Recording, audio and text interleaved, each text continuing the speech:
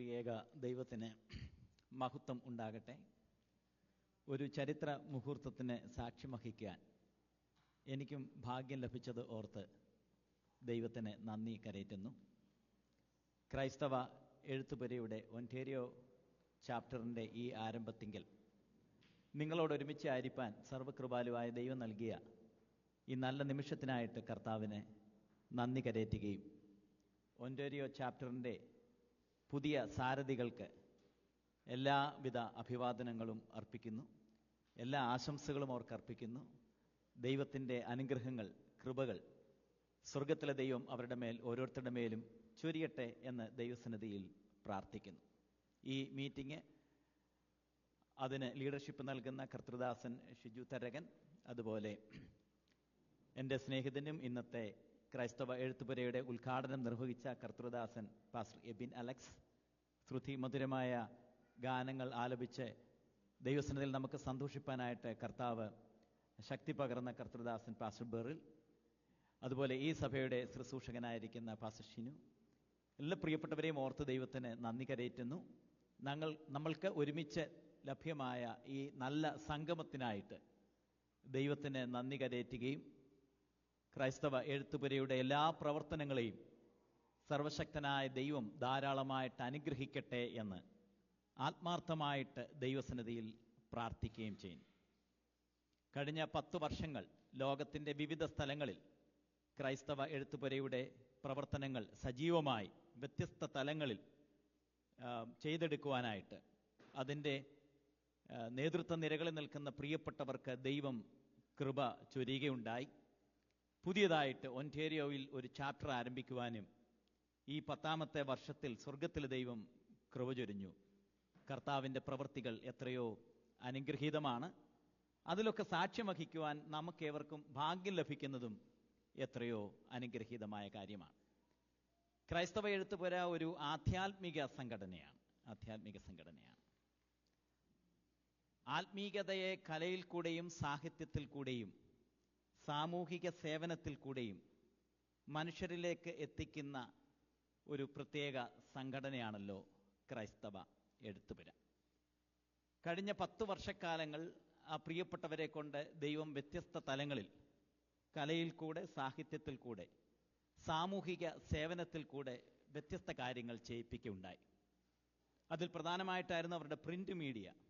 തുടർമാനമായിട്ട് എല്ലാ ദിവസങ്ങളിലും തുടർമാനമായിട്ട് പ്രിന്റ് മീഡിയയിൽ കൂടെ അവർ ചെയ്ത സംഭാവന വളരെ പ്രധാനപ്പെട്ടതാണ്.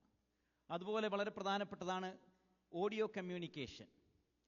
വായനയില്ലാത്ത ആളുകൾക്ക്, വായിക്കുവാൻ കഴിയാത്ത പ്രിയപ്പെട്ടവർക്ക് റാഫ റേഡിയോയിൽ കൂടെയൊക്കെയുള്ള ആ സന്ദേശങ്ങളും ആത്മീയ ഗാനങ്ങളും എത്രയോ പ്രിയപ്പെട്ടവരുടെ ഹൃദയത്തിന് സ്വാന്തനവും തണുപ്പും നൽകിയതാണ്. അതുപോലെ ഈ കാലഘട്ടത്തിൽ അവരെ കൊണ്ട് പ്രിന്റും ഓഡിയോയും കൂടെ മിക്സ് ചെയ്യിപ്പിച്ച ഓഡിയോ വിഷ്വൽ കമ്മ്യൂണിക്കേഷൻ്റെ ഒരു കാലഘട്ടമാണല്ലോ, അഥവാ ഡിജിറ്റൽ ഏറിയയുടെ ഒരു കാലഘട്ടമാണ്. അപ്പോൾ ഓഡിയോയും വിഷ്വലും കൂടെ ഒരുമിച്ച് സമ്മേളിക്കുന്ന ഒരു ദൃശ്യമാധ്യമങ്ങളുടെ കാലഘട്ടത്തിൽ ശക്തമായ രീതിയിൽ സമൂഹത്തെ സമ്പാദിക്കുവാനായിട്ട് ദൈവം അവരെ ഉപയോഗിച്ചു കൊണ്ടിരിക്കുന്നത് ഓർത്ത് ദൈവത്തിന് സ്തോത്രം ചെയ്യുന്നു. എനിക്ക് തോന്നുന്നു ക്രൈസ്തവ എഴുത്തുപുര ആർട്ടിഫിഷ്യൽ ഇൻ്റലിജൻസിൻ്റെ മേഖലകളിൽ കൂടെ കൈവച്ച ഒരു ആത്മീക സംഘടനയാണ്. ദൈവം വരുന്ന കാലങ്ങളിൽ ശക്തമായിട്ട് അവരുടെ പ്രവർത്തനങ്ങളെ മാധ്യമങ്ങളിൽ കൂടെ സമൂഹത്തിലേക്ക് വിവിധ തലങ്ങളിൽ ഉപയോഗിക്കുവാൻ ദൈവം കൃപ ചൊരിയട്ടെ. കാരണം നമ്മളുടെ ദൈവം ഒരു ആർട്ടിസ്റ്റാണ്. ദൈവത്തിൻ്റെ കല ക്രിയേറ്റീവായിട്ട് നമുക്ക് കാണാൻ കഴിയുന്നത് വിശുദ്ധ ബൈബിളിൻ്റെ ആരംഭത്തിങ്കലാണ്. വിശുദ്ധ ബൈബിളിൻ്റെ ആദ്യ പുസ്തകങ്ങളായിരിക്കുന്ന ഉൽപ്പത്തി പുസ്തകത്തിൻ്റെ ആരംഭത്തിങ്കൽ കലാനൈപുണ്യമുള്ള സർവശക്തനായിരിക്കുന്ന ദൈവത്തിൻ്റെ കരത്തിൻ്റെ കരവിരുതുകളാണ് 1ഉം 2ഉം അധ്യായങ്ങളിൽ നമുക്ക് കാണാൻ സാധിക്കുന്നത്. കളകള ശബ്ദമൊരുക്കുന്ന കാട്ടരുവികളും കൂക്കൂ ശബ്ദം വിളിക്കുന്ന കുയിലുകളും ഭൂഗോളത്തിൻ്റെ അങ്ങിങ്ങായി അമ്പിളിയും മാവിനുമായി മുത്തം കൊടുത്തു നിൽക്കുന്ന പർവ്വതങ്ങളും അതുപോലെ തന്നെ വർണ്ണാഭമായിരിക്കുന്ന ചിത്രശലഭങ്ങളും ഗർജിക്കുന്ന സിംഹവും അതുപോലെ തന്നെ ചിഹ്നം വിളിക്കുന്ന ആനയും ഒക്കെ സൃഷ്ടിച്ചിരിക്കുന്ന ദൈവത്തിൻ്റെ കരത്തിൻ്റെ വൈഭവമാണ് നമുക്ക് ഉൽപ്പത്തി പുസ്തകത്തിൻ്റെ ആരംഭത്തിങ്കൽ നമുക്ക് കാണാനായിട്ട് സാധിക്കുന്നത്. അതുകൊണ്ടാണല്ലോ സങ്കീർത്തനങ്ങളിൽ ഇങ്ങനെ പറയുന്നത്, നിന്റെ വിരലുകളുടെ പണിയായിരിക്കുന്ന സൂര്യനെയും ചന്ദ്രനെയും. അപ്പം ദൈവത്തിൻ്റെ വിരലുകളിൽ കൂടെയാണ് ക്രൈസ്തവ എഴുത്തുവരെ പലതും ചെയ്തു കൂട്ടിക്കൊണ്ടിരിക്കുന്നത്. അപ്പം അവർക്ക് പ്രോത്സാഹനം നൽകുന്ന ദൈവത്തിൻ്റെ വിരലുകൾ കൊണ്ടാണ് സൂര്യനും ചന്ദ്രനും പോലും സൃഷ്ടിക്കപ്പെട്ടിരിക്കുന്നത്. അങ്ങനെയെങ്കിൽ സൂര്യനിൽ നമുക്ക് നടക്കുന്നത് അറിയാം, ഭയങ്കര ന്യൂക്ലിയർ ഫ്യൂഷനാണ് നടക്കുന്നത്. അപ്പൊ അത്രമാത്രം ന്യൂക്ലിയർ ഫ്യൂഷൻ നടക്കുന്ന ആ സൂര്യനെയും ചന്ദ്രനെയും സ്വന്തം വിരലുകൾ കൊണ്ട് സൃഷ്ടിച്ചിരിക്കുന്ന ദൈവത്തിൻ്റെ കലയുടെ കലാവിരുതെന്ന് പറയപ്പെടുന്നത് എത്രയോ ശക്തമാണ്. അതിൻ്റെ പ്രചാരകരായിട്ട് നമുക്ക് ജീവിക്കുവാനായിട്ടും പ്രവർത്തിക്കാനായിട്ടും ലഭ്യമാകുന്ന അവസരം എന്ന് പറയപ്പെടുന്നത് എത്രയോ ശ്രേഷ്ഠകരമാണ്. അപ്പം ദൈവത്തിൻ്റെ ക്രിയേറ്റീവ് ആർട്ടിസ്റ്റ്. അപ്പം പ്രപഞ്ചത്തിൻ്റെ ആരംഭത്തിങ്കിൽ സൂര്യൻ ചന്ദ്രനൊക്കെ സൃഷ്ടിക്കപ്പെട്ടതാണ്. പക്ഷേ അതേ ദൈവം തന്നെ ബൈബിളിൻ്റെ അവസാന പുസ്തകത്തിൽ തൻ്റെ മാസ്റ്റർ പീസ് വീണ്ടും താൻ ടേൺ ചെയ്യുകയാണ്. കാരണം നമുക്ക് കാണാൻ കഴിയുന്ന നവസമൂഹവും പുതിയ വാനഭൂമിയും ഒക്കെ സൃഷ്ടിക്കപ്പെടുമ്പോൾ അവിടെ സൂര്യനില്ല, അവിടെ ചന്ദ്രനില്ല, അവിടെ രാത്രിയില്ല. അത് വേറെ ഒരു മാസ്റ്റർ പീസാണ് ദൈവം ഇറക്കുന്നത്. അപ്പം ദൈവത്തിൻ്റെ കലാവിരുതുകൾ എന്ന് പറയപ്പെടുന്നത് എത്രയോ നമ്മുടെ ചിന്തകൾക്കുമൊക്കെ എത്രയോ അപ്പുറമാണ്. ആ ദൈവത്തിൻ്റെ പ്രവർത്തനത്തിന് വേണ്ടി നമ്മെ കർത്താവ് സജ്ജമാക്കുന്ന ഈ പ്രത്യേക ദിനങ്ങളിൽ ഭാഗവാക്കാകുവാൻ ദൈവം നമുക്ക് നൽകിത്തന്ന ഈ അനുഗ്രഹീതമായിരിക്കുന്ന അവസരം എത്രയോ വിലപ്പെട്ടതാണ്. നമ്മുടെ കർത്താവ് തന്നെ ഒരു വലിയ ആർട്ടിസ്റ്റാണ്. Jesus is the master communicator എന്നൊക്കെയാണ് നമുക്ക് പഠിക്കുവാനായിട്ടും മനസ്സിലാക്കാനായിട്ടും കഴിയുന്നത്. സ്വർഗത്തിൻ്റെ ആരാധനായിരിക്കുന്ന സർവശക്തനായിരിക്കുന്ന ദൈവം അതെല്ലാം ഉപേക്ഷിച്ച് ഈ ഭൂമിയിലേക്ക് വന്ന് ഇൻകാർണേറ്റ് ചെയ്തത് തന്നെ ഒരു ആർട്ടാണ്, ഇല്ലേ? ഇൻകാർണേറ്റ് ചെയ്തത് തന്നെ ഒരു ആർട്ടാണ്. ഈ ഭൂമിയിലേക്ക് ഒരു സ്ത്രീയിൽ കൂടി ദൈവം ഈ ഭൂമിയിലേക്ക് വരിക എന്ന് പറയപ്പെടുന്നത് അതൊരു മറ്റ് ആർട്ടിസ്റ്റാണ്, ആർട്ടിസ്റ്റിക് വേ ആണ്. ദൈവത്തിൻ്റെ ഒരു പ്രത്യേക തകിടം മറിച്ചിൽ എന്നൊക്കെ വേണമെങ്കിൽ നമുക്ക് പറയാം. സ്വർഗത്തിലെ ദൈവത്തിൻ്റെ മനുഷ്യനാകുക എന്ന് പറയപ്പെടുന്നത് പ്രത്യേക ആ ദൈവം ഈ ഭൂമിയിൽ വന്നപ്പോൾ താൻ ചെയ്ത പ്രവർത്തനങ്ങളെല്ലാം വ്യത്യസ്ത ടെക്നിക്കും മെത്തേഡുകളും ഉപയോഗിച്ചാണ് ജനങ്ങളെ ദൈവത്തിൻ്റെ കൃപയിലേക്ക് നയിച്ചത്. കർത്താവ് ഓഡിയോ ഉപയോഗിച്ചിരുന്നു, വിഷ്വൽ ഉപയോഗിച്ചിരുന്നു യേശു ക്രിസ്തു. കാരണം തൻ്റെ പ്രീച്ചിങ് ഒരു ഓഡിയോ കമ്മ്യൂണിക്കേഷൻ ആയിരുന്നു. അപ്പോൾ തന്നെ താൻ ഒത്തിരി പ്രോവർബുകൾ പറഞ്ഞിട്ടുണ്ട്, സ്റ്റോറികൾ പറഞ്ഞിട്ടുണ്ട്. പാട്ട് പാടിക്കൊണ്ട് ഒലിവുമലയിലേക്ക് പോയി എന്ന യേശുവിനെ പറ്റി നമുക്ക് കാണാൻ സാധിക്കുന്നത്. ഒത്തിരി സ്റ്റേറ്റ്മെന്റുകൾ ഒക്കെ കർത്താവ് ഉപയോഗിച്ചിട്ടുണ്ട്. അപ്പോൾ തന്നെ താൻ വിഷ്വൽ പ്രസന്റേഷൻ ചെയ്തിട്ടുണ്ട്. യേശുക്രിസ്തുവിൻ്റെ മിറക്കിളുകളെല്ലാം വിഷ്വൽ കമ്മ്യൂണിക്കേഷൻ ആയിരുന്നു, അല്ലേ? അപ്പം ഉണ്ടാകട്ടെ, വെള്ളത്തിൻ്റെ മീതെ നടക്കുന്നത്, ഇതൊക്കെ ഒരു വിഷ്വൽ പ്രസന്റേഷനാണ്. അപ്പം യേശുക്രിസ്തു ഓഡിയോയും വിഷ്വലും എല്ലാം കൂടെ സമ്മേളിപ്പിച്ച് സമൂഹത്തിൻ്റെ മേൽ പ്രയോജനപ്രദമായ രീതിയിൽ ഉപയോഗിച്ച ഒരു വ്യക്തിയായിരുന്നു ക്രിസ്തുനാഥൻ. എന്നാൽ ഇതിനെക്കാട്ടിലുമെല്ലാം ഏറ്റവും വലിയ കലയെന്ന് പറയപ്പെടുന്നത് തളർന്നു പോയവനെയും തകർന്നു പോയവനെയും അപമാനത്തിലിരിക്കുന്ന പ്രിയപ്പെട്ടവനെയും ഉയർത്തിക്കൊണ്ടുവരുന്നതാണ് ഏറ്റവും വലിയ കല.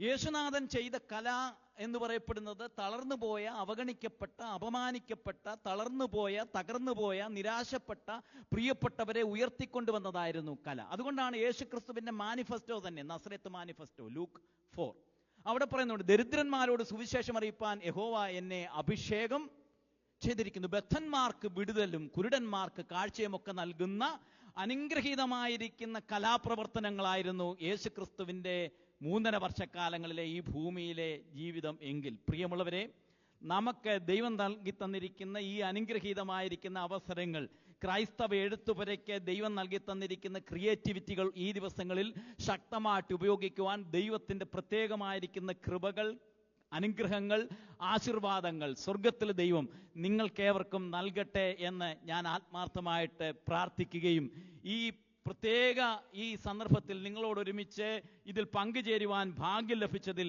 ഞാനും അനുഗ്രഹിക്കപ്പെട്ടവനായിട്ട് കരുതുന്നു. കർത്താവ് വൻ കാര്യങ്ങൾ ഒൻറ്റേരിയയിൽ ചെയ്യുവാൻ, ലോകത്തിൻ്റെ വിവിധ സ്ഥലങ്ങളിൽ ചെയ്യുവാൻ സ്വർഗത്തിലെ ദൈവം കൃപ ചൊരിയട്ടെ എന്ന് ഞാനും ആത്മാർത്ഥമായിട്ട് ദൈവസന്നിധിയിൽ പ്രാർത്ഥിക്കുകയാണ്. ബൈബിളിലെ ഏറ്റവും വലിയ കലാസൗന്ദര്യം ഏതാണ് എന്ന് ചോദിച്ചു കഴിഞ്ഞാൽ ഞാൻ പറയും ഗോൽഗോത്തായുടെ വിരിമാറിൽ നമുക്ക് വേണ്ടി പിടഞ്ഞു മരിച്ച കർത്താവിൻ്റെ ആ സ്നേഹമായിരുന്നു ഏറ്റവും വലിയ കലാസൗന്ദര്യം. നിങ്ങൾ ചിലപ്പോൾ കേട്ടിട്ടുണ്ടായിരിക്കും നിക്കിയ വിശ്വാസ പ്രമാണത്തോടുള്ള ബന്ധത്തിൽ നൈഷ്യൻ ക്രീഡ് എന്നൊക്കെ നിങ്ങൾ കേട്ടിട്ടുണ്ട്. അത് രൂപീകരിക്കുന്ന ആ സന്ദർഭങ്ങളിൽ ഒത്തിരി ഡിബേറ്റുകൾ നടക്കുകയുണ്ടായി. അറിയൂസിന്റെ വേദവിപരീതത്തിനെതിരായിട്ട് ഒക്കെ അത്താനിയോസ് പോലെയുള്ള പ്രിയപ്പെട്ടവരെ ശബ്ദമുയർത്തിയ സന്ദർഭങ്ങൾ ഉണ്ടായിരുന്നു. അതിനോടുള്ള ബന്ധത്തിലൊക്കെ പലവിധമായിരിക്കുന്ന ആർട്ടിക്കിൾസുകൾ ഒക്കെ ഉണ്ട്. അപ്പം അതിലെ ഒരു സംഭവം ഇങ്ങനെ രേഖപ്പെടുത്തിയിട്ടുണ്ട്. ആ സംഭവം ഇപ്രകാരമാണ്. കർത്താവിൻ്റെ ക്രൂശുമരണത്തെപ്പറ്റി. യേശുക്രിസ്തുവിൻ്റെ ക്രൂശുമരണം ഏറ്റവും നിന്ദ്യമാണ്, അപമാനകരമായൊരു കാര്യമാണ് എന്ന് ചിന്തിക്കുന്ന പ്രിയപ്പെട്ടവരോട് പറയപ്പെടുന്ന ഒരു കാര്യം. യേശുക്രിസ്തുവിൻ്റെ ക്രൂശുമരണം നിന്ദ്യമാണ്, അപമാനിക്കപ്പെട്ടതാണ് എന്ന് കരുതുന്ന, അങ്ങനെയുള്ള ഒരു കുറ്റവാളി മരിക്കുന്നത് പോലെ ക്രൂശിൽ മരിച്ച യേശുക്രിസ്തു അത് നിന്ദ്യമാണ്, അപമാനിക്കപ്പെട്ട ഒരു കാര്യമാണ് എന്ന് പറയപ്പെടുന്ന ആളുകൾക്ക് വേണ്ടി അത്താനിയോസ് പറഞ്ഞിരിക്കുന്ന ഒരു ചിന്തയുണ്ട്. ഒരു നല്ല യോദ്ധാവ് അഥവാ ഒരു നല്ല യുദ്ധവീരൻ അല്ലെങ്കിൽ നല്ല ഒരു ജയാളിയായ ഒരു മനുഷ്യൻ തൻ്റെ ശത്രുവിനെ എതിരിടുന്ന സന്ദർഭത്തിൽ ആ ശത്രുവിൻ്റെ ഏറ്റവും പ്രധാനപ്പെട്ട ആയുധം അല്ലെങ്കിൽ ആ ശത്രുവിൻ്റെ ഏറ്റവും പ്രധാനപ്പെട്ട അഭ്യാസമുറ മനസ്സിലാക്കിയിട്ട് ആ അഭ്യാസമുറയിൽ തന്നെ അവനെ എതിരിടുന്നവനാണ് ഏറ്റവും വലിയ വിജയാളി. ഞാനൊന്നുകൂടെ പറയാം. എതിരിൽ വരുന്ന ശത്രുവിൻ്റെ ഏറ്റവും വലിയ അഭ്യാസമുറയിൽ അത് വെച്ചോണ്ട് അവനെ പരാജയപ്പെടുത്തുന്നതിനാണ് എതിരാളിക്ക്, അല്ലെങ്കിൽ ഈ വിജയാളിയായിട്ട് വരുന്ന ആളിന് ഒത്തിരി അഭ്യാസമുറകൾ കാണാം. ശത്രുവിനെക്കാട്ടിൽ നല്ല നല്ല അഭ്യാസമുറകൾ കാണാം വിജയിക്കാനായിട്ട്. പക്ഷേ എതിരിൽ നിൽക്കുന്ന ശത്രുവിൻ്റെ അഭ്യാസമുറകൾ തന്നെ ഉപയോഗിച്ച് അവനെ എതിരിടുന്നവനാണ് ഏറ്റവും വലിയ വിജയാളി. പിശാച് അഥവാ ശത്രുവിൻ്റെ ഏറ്റവും വലിയ ഒടുക്കത്തെ ശത്രു എന്ന് പറയപ്പെടുന്നത് എന്തായിരുന്നു? പിശാചിൻ്റെ മരണമായിരുന്നു, അല്ലേ? മരണമായിരുന്നു പിശാചിൻ്റെ ഒടുക്കത്തെ ശത്രു, അല്ലെങ്കിൽ ഒടുക്കത്തെ ആയുധം എന്ന് പറയപ്പെടുന്നത് മരണമായിരുന്നു. അവൻ ഉപയോഗിച്ച മരിപ്പിക്കുന്നതോട് കൊല്ലുന്നതോടുകൂടെ എല്ലാം തീരുന്നു എന്നുള്ളതായിരുന്നു ശത്രുവിൻ്റെ അല്ലെങ്കിൽ പിശാചിൻ്റെ ആയുധം എന്ന് പറയുന്നത്. അപ്പം പിശാച് ഉപയോഗിച്ച് ഏറ്റവും ശക്തമേറിയ ആയുധം എന്ന് പറയപ്പെടുന്നത് കൊല്ലുക എന്നുള്ളതാണ്. അതേ ആയുധം വെച്ചുകൊണ്ടാണ് കർത്താവ് പോരാടുന്നത്. മരണത്തിന്റെ അധികാരിയായിരിക്കുന്ന പിശാചിനെ തൻ്റെ മരണം അപ്പം അവനുപയോഗിച്ച ഏറ്റവും വലിയ അഭ്യാസമുറയിൽ തന്നെ ആ ശത്രുവിൻ്റെ അഭ്യാസത്തെ കർത്താവ് മരണത്താൽ അതിജീവിച്ചിട്ട് ഉയർത്തെഴുന്നേറ്റു. ലോക ചരിത്രത്തിൽ നിന്നോണ്ട് മരിച്ച ഒരു വ്യക്തിയുമില്ല. കൈ ഉയർത്തി നിന്നോണ്ട് മരിച്ച ഏക വ്യക്തി ഞാനും നിങ്ങളും ആരാധിക്കുന്ന യേശു മാത്രം. മരിക്കുന്ന സന്ദർഭത്തിൽ ഒന്നെങ്കിലും പിടയ്ക്കുകയോ ബഹളം ഉണ്ടാക്കുകയോ കരയുകയോ എന്തെങ്കിലുമൊക്കെ ചെയ്യും, അല്ലേ? എന്തെങ്കിലുമൊക്കെ വെപ്രാളം കാണിച്ചേ മരിക്കത്തുള്ളൂ. എല്ലാ നേതാക്കന്മാരും എല്ലാ ഗുരുക്കന്മാരും എന്തെങ്കിലുമൊക്കെ കാണിച്ചും വെപ്രാളം കാണിച്ചും പ്രശ്നം ഉണ്ടാക്കിയുമേ മരിക്കത്തുള്ളൂ, എത്ര ധീരനാണെങ്കിലും. പക്ഷെ എഴുന്നേറ്റ് നിന്നുകൊണ്ട് കൈ ഉയർത്തി മരിച്ച ഏക വ്യക്തി, അതാണ് കലാസൗന്ദര്യം എന്ന് പറയപ്പെടുന്നത്. ക്രൈസ്തവ എഴുത്തുപുരയുടെ ലീഡർ എന്ന് പറയപ്പെടുന്നത് കരമുയർത്തി സകലവും നിവർത്തിയായി വിജയിച്ചു എന്ന് പറഞ്ഞ നേതാവാണ് ക്രൈസ്തവ എഴുത്തുപുരയുടെ വിജയാളി, ലീഡർ എന്ന് പറയപ്പെടുന്നത്. അതുകൊണ്ട് നമുക്ക് വിജയം ഉണ്ട് എന്നുള്ളതാണ് ഞാൻ ആരംഭത്തിൽ നിങ്ങളോട് പറയാനായിട്ട് ആഗ്രഹിക്കുന്നത്. അപ്പം വിജയിച്ചവന്റെ, ലോകത്തെ ജയിച്ചവന്റെ, പിശാചിനെ ജയിച്ചവന്റെ, അധികാരം ഉള്ളവന്റെ അനുയായികളാണ് ക്രൈസ്തവ എഴുത്തുപുരയുടെ ഓരോ അനുയായികളും. അതിൽ അഭിമാനം കൊള്ളുവാൻ ഭാഗ്യം ലഭിച്ച ദൈവമക്കൾക്കായി, പ്രിയപ്പെട്ടവർക്കായിട്ട് ഞാൻ ദൈവത്തിന് സ്തോത്രം ചെയ്യുന്നു. ഈ ക്രൂശിൽ അനേക കാര്യങ്ങൾ നടക്കുകയുണ്ടായി, അല്ലേ? ലോകത്തിൽ ക്രൂശിൽ വെച്ച് നടന്ന ക്രൂശ് എന്ന് പറയപ്പെടുന്നത്, cross is A pulpit for the Lord. ഞങ്ങൾക്കൊക്കെ ഒരു പ്രസംഗ പീഠം ലഭിച്ചെങ്കിൽ മാത്രമേ പ്രസംഗിക്കത്തുള്ളൂ. ഇത്രയും നല്ല സെറ്റിങ്സ് ഉണ്ടെങ്കിൽ മാത്രമേ ഞങ്ങൾ പ്രസംഗിക്കത്തുള്ളൂ. എന്നാൽ ക്രിസ്തു ക്രൂശിനെ പ്രസംഗ പീഠമാക്കിയവനാണ് ക്രിസ്തു. ലോകത്തിലെ മഹാന്മാരെല്ലാം നല്ല ഓഡിറ്റോറിയങ്ങളിലും നല്ല മൈക്ക് സെറ്റും അതിന്റെ കറക്റ്റ് ആമ്പിലൊക്കെ വെച്ചെങ്കിൽ മാത്രമേ ഞങ്ങൾ ചെയ്യത്തുള്ളൂ. പക്ഷേ കുരിശിനെ പോലും പ്രസംഗ പീഠമാക്കിയവനാണ് നമ്മൾ വിശ്വസിക്കുന്ന കർത്താവായ യേശു ക്രിസ്തു. അതുപോലെ തന്നെ കർത്താവായ യേശു ക്രിസ്തുവിന്റെ ക്രൂശിന് ചുറ്റും അന്നത്തെ സമൂഹത്തിലെ വ്യത്യസ്ത തലങ്ങളിൽപ്പെട്ട ഓഡിയൻസ് ഉണ്ടായിരുന്നു. So no preacher like the dying Christ. മരിക്കുമ്പോഴും പ്രസംഗിച്ച ഏക വ്യക്തി കർത്താവാണ്. അതുപോലെ തന്നെ ക്രോസിനെ പുൾപിറ്റാക്കി മാറ്റിയത് കർത്താവാണ്. ലോകത്തിൽ ഏറ്റവും കൂടുതൽ വ്യത്യസ്ത തലങ്ങളിലുള്ള ഓഡിയൻസിനെ കിട്ടിയത് കർത്താവിനാണ്. കള്ളന്മാർ തൻ്റെ സന്ദേശം കേൾക്കാനുണ്ടായിരുന്നു, റോമൻ സോൾജിയേഴ്സ് തൻ്റെ സന്ദേശം കേൾക്കാനുണ്ടായിരുന്നു, റിലീജിയസ് ലീഡേഴ്സ് തൻ്റെ സന്ദേശം കേൾക്കാനുണ്ടായിരുന്നു, സ്ത്രീകളും ഓർഡിനറി ആളുകളും തൻ്റെ സന്ദേശം കേൾക്കാനുണ്ടായിരുന്നു. നമ്മുടെയൊക്കെ സന്ദേശം കേൾക്കാനായിട്ട് ക്രൈസ്തവ സന്ദേശം കേൾക്കാൻ ക്രൈസ്തവരായിരിക്കാം കൂടുതൽ. കമ്മ്യൂണിസ്റ്റുകാരുടെയും കോൺഗ്രസ്സുകാരുടെയും അവരുടെ അനുയായികളായിരിക്കാം, ദളിതരുടെയും ട്രൈബൽസിന്റെയും ഒക്കെ അവരുടെ ഗ്രൂപ്പിൽപ്പെട്ട ആളുകളായിരിക്കാം. പക്ഷേ യേശുക്രിസ്തുവിന്റെ അവസാന സന്ദേശത്തിലും ജീവിതത്തിന്റെ സമസ്ത മേഖലകളിലുമുള്ള പ്രിയപ്പെട്ടവരോട് സംവാദിച്ച ഏക നേതാവാണ് കർത്താവായ യേശുക്രിസ്തു. ആ യേശുക്രിസ്തുവിന്റെ ഏറ്റവും പ്രധാനപ്പെട്ട വേടുകൾ ക്രൂശിലെ 7 മൊഴികളാണ്. Last sayings of Christ. ക്രൂശിൽ കിടന്നുകൊണ്ട് കർത്താവ് പറഞ്ഞ 7 മൊഴികൾ നിങ്ങൾക്കേവർക്കും വളരെ സുപരിചിതമാണ്, ഇല്ലേ? ഇവിടെ ഇരിക്കുന്ന എല്ലാ പ്രിയപ്പെട്ടവർക്കും അത് വളരെ സുപരിചിതമായിരിക്കും വചനങ്ങളാണ്. ക്രൂശിലെ ഏറ്റവും പ്രസക്തമായിരിക്കുന്ന 7 പ്രധാനപ്പെട്ട മൊഴികൾ. അനേക പ്രഭാഷണങ്ങൾ നിങ്ങൾ കേട്ടിട്ടുണ്ട്.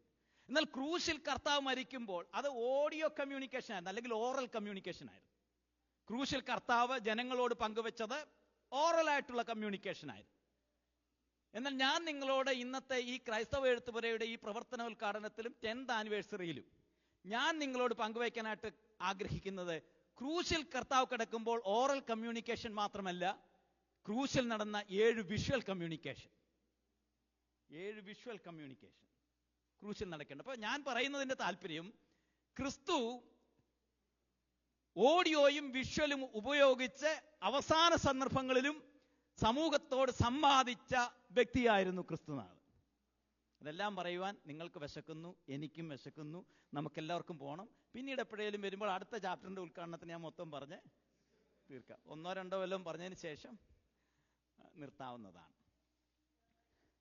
ഇപ്പൊ 7 മൊഴികൾ ക്രിസ്തു പറഞ്ഞുവെങ്കിൽ 7-ൽ പരം വിഷ്വലായിട്ടുള്ള പ്രസന്റേഷൻ ക്രിസ്തുവിന്റെ മരണത്തോടുള്ള ബന്ധത്തിൽ ക്രൂശിൽ നടക്കുകയാണ്. അതിൽ ഒന്നാമതായിട്ട് മത്തായിയുടെ സുവിശേഷം 27-ാമത്തെ അധ്യായത്തിൽ ക്രൂശിൽ നടക്കുന്ന ഒന്നാമത്തെ വിഷ്വൽ പ്രസന്റേഷൻ അവിടെ ഇങ്ങനെ രേഖപ്പെടുത്തിയിരിക്കുന്നു: Now from the 6th hour there was a darkness over all the land until the 9th hour. 27-ാം അധ്യായത്തിന്റെ 45-ാം വാക്യം. 6-ാം മണി നേരം മുതൽ 9-ാം മണി നേരം വരെ ദേശത്ത് എല്ലാം ഇരുട്ടുണ്ടായി. ശ്രദ്ധിക്കുക, ക്രിസ്തുനാഥൻ ക്രൂശിൽ മരിക്കുമ്പോൾ ലോകം മൊത്തം അന്ധകാരത്തിലായി. ഒരു വിഷ്വൽ പ്രസന്റേഷനാണ്.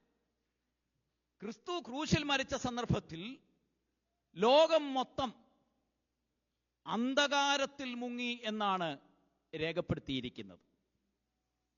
അന്ധകാരം എന്നുള്ളത് ബൈബിളിന്റെ ഉടനീളം കാണുന്നത് നിങ്ങൾക്ക് കാണാൻ കഴിയുന്നുണ്ട്. Light and darkness are the dual concept in the Bible. ബൈബിളിൽ എപ്പോഴും പറയുന്നതാണ് ഇരുട്ടും വെളിച്ചവും, സത്യവും അസത്യവും. ഇങ്ങനെയൊക്കെയുള്ള ഒത്തിരി ഡ്യുവൽ കൺസെപ്റ്റുകൾ ബൈബിളിന്റെ ഓരോ ചാപ്റ്ററുകളിലും വ്യത്യസ്ത തലങ്ങളിൽ കാണാൻ സാധിക്കുന്നുണ്ട്. അപ്പോൾ ഡാർക്ക്നെസ് എന്ന് പറയപ്പെടുന്നതിന്റെ ഒരു കാര്യം എന്ന് പറയപ്പെടുന്നത് അത് പാപത്തെ കാണിക്കുന്നതാണ്, ഡാർക്ക്നെസ്. അതുകൊണ്ടാണ് അന്ധകാരത്തിലിരിക്കുന്ന ജനം, ഇരുട്ടിലിരിക്കുന്ന ജനം വലിയൊരു വെളിച്ചം കണ്ടു. അപ്പൊ ഇരുട്ട് അന്ധകാരത്തെ കാണിക്കുന്നതാണ്. കർത്താവായ യേശുക്രിസ്തുവിനെ പറ്റി വിശുദ്ധ ബൈബിൾ പ്രഖ്യാപിക്കപ്പെടുന്നത് സകലരെയും പ്രകാശിപ്പിക്കുന്ന സത്യവെളിച്ചം, അല്ലേ? സകലരെയും പ്രകാശിപ്പിക്കുന്ന സത്യവെളിച്ചമാണ്. ആരെ? നമ്മുടെ കർത്താവ്. അപ്പൊ കർത്താവ് സത്യവെളിച്ചമാണ്, സകലരെയും പ്രകാശിപ്പിക്കുന്നതാണ്. പക്ഷെ അന്നത്തെ ആ പ്രത്യേക ദിവസത്തിൽ ഒരു പ്രത്യേക ഗ്രഹണം അവിടെ സംഭവിക്കുകയാണ്. ലോകത്തിന്റെ വിളക്കായിരിക്കുന്ന, സത്യത്തിന്റെ വെളിച്ചമായിരിക്കുന്ന ക്രിസ്തുനാഥൻ മിഴിപൂട്ടിയപ്പോൾ ലോകം മൊത്തം ഇരുണ്ടുപോയി. ശ്രദ്ധിക്കുക, ക്രിസ്തു മിഴിപൂട്ടിയപ്പോൾ ലോകം മൊത്തം അന്ധകാരത്തിലായി. കാരണം ആ വിഷ്വൽ പ്രസന്റേഷനിൽ കൂടെ സമൂഹത്തോട് പറയുകയാണ്, ലോകത്തിന്റെ വിളക്ക് ഞാനാണ്. ഞാൻ കണ്ണു പൂട്ടിയാൽ, ഞാൻ മിഴിപൂട്ടിയാൽ ലോകം മൊത്തം ഇരുട്ടിലാകും. അതുകൊണ്ടാണ് കർത്താവ് തന്റെ സമൂഹത്തോട് പറഞ്ഞു, I am the light of the world. യോഹന്നാന്റെ സുവിശേഷം 9-ാമത്തെ അധ്യായത്തിൽ ശിലോഹിലേക്ക് കുളിക്കുവാനായിട്ട് പറഞ്ഞുവിട്ട് ഒരു അന്ധനായിരിക്കുന്ന മനുഷ്യനെ സൗഖ്യമാക്കിയിട്ട് കർത്താവ് പറയുന്നുണ്ട്, I am the light of the world. ലോകത്തിന്റെ വിളക്ക് ക്രിസ്തുവാണ്. ഭാരതത്തിൽ മഹാത്മാഗാന്ധി മരിക്കുന്ന സന്ദർഭത്തിൽ അന്ന് ഓൾ ഇന്ത്യ റേഡിയോയിൽ നെഹ്റു പറഞ്ഞൊരു പദമുണ്ട്, ഭാരതത്തിന്റെ പ്രകാശം അസ്തമിച്ചു. അതുപോലെ തന്നെ PSCക്കൊക്കെ പരീക്ഷ വരുന്ന സന്ദർഭത്തിൽ ചോദിക്കുന്ന ഒരു ചോദ്യമുണ്ട്, ഏഷ്യയുടെ വിളക്കാരെ എന്ന്. അന്നേരം എഴുതുന്നത് ബുദ്ധൻ എന്നാണ്. എന്നാൽ ഇന്ന് പകൽക്കാലം ഞാൻ പറയട്ടെ, ലോകത്തിന്റെ വിളക്ക്, സകലരെയും പ്രകാശിപ്പിക്കുന്ന സത്യവെളിച്ചം, ഞാൻ തന്നെ ലോകത്തിന്റെ വിളക്കാണ് എന്ന് പറഞ്ഞത് ക്രിസ്തുവാണ്. അതുകൊണ്ടാണ് ക്രൂശിൽ ക്രിസ്തു മരിക്കുന്ന സന്ദർഭത്തിൽ പാസ് ഓവർ ഇരുട്ടിലെ നടത്തുള്ളൂ, സന്ധ്യയ്ക്ക് നടക്കത്തുള്ളൂ. ക്രിസ്തു അത് 6 മണി മുതൽ 9 മണി നേരം വരെ, 12 മണി മുതൽ 3 മണി വരെയുള്ള നേരം.